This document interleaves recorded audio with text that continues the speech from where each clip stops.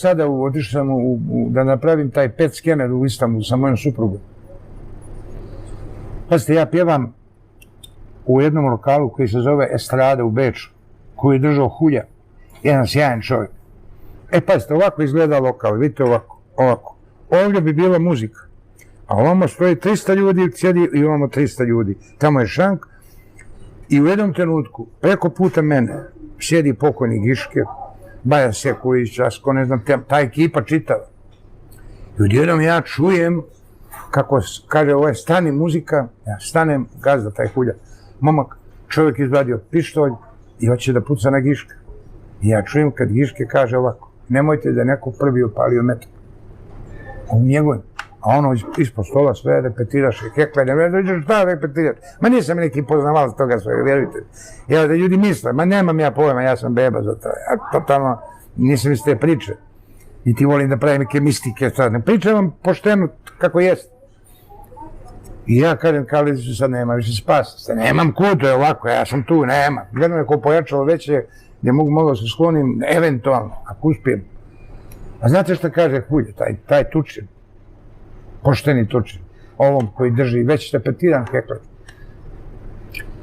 Ne možeš, kaže, ti u mojoj kući nijako da pucaš. Prvo mora da ubiješ mene, a ti nemaš mude za to. Izvinjavam se zbog ovo, pa vi to tiltujte. Ne imaš ti to. Ti skloni to i u mojoj kući ne možeš da pucaš ni neko. Kako god se on zvao. I kad se krstio, da se klanjao. Ovo je moja kuća i ovdje ne možeš ti da pucaš ni nekog. Ja nisam mogao da vjerujem koliko je taj čovjek. A čovjek ispred njega repetiranim hektarom.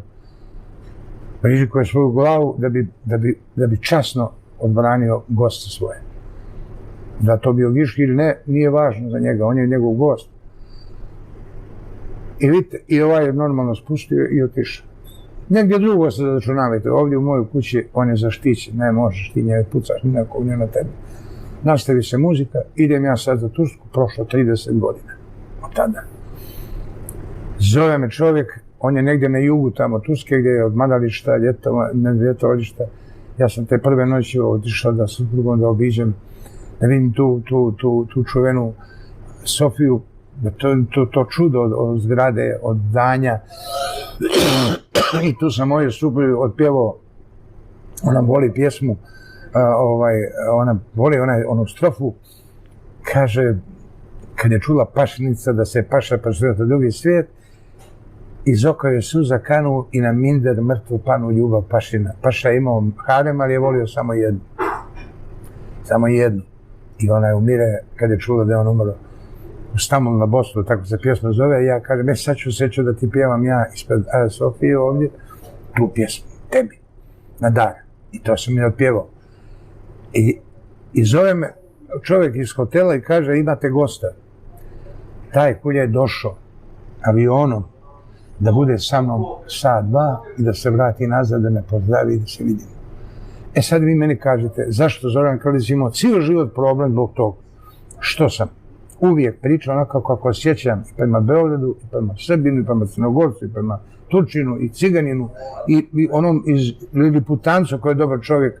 Ja neću promijeniti nikad svoje mišljenje da postoje samo dobri i loši ljudi, a to je moja škola koju sam prošao kod moje bake Milosave, koja me odgajila, naučila svemu lijepom. Na tim postulatima ću da živim do kraja života. Pa makar i nikad nije imao tih 50.000 i ne trebaju, nema šta da kupujem. Ja sam uglavnom sve kupio što mi je trebalo. Sve to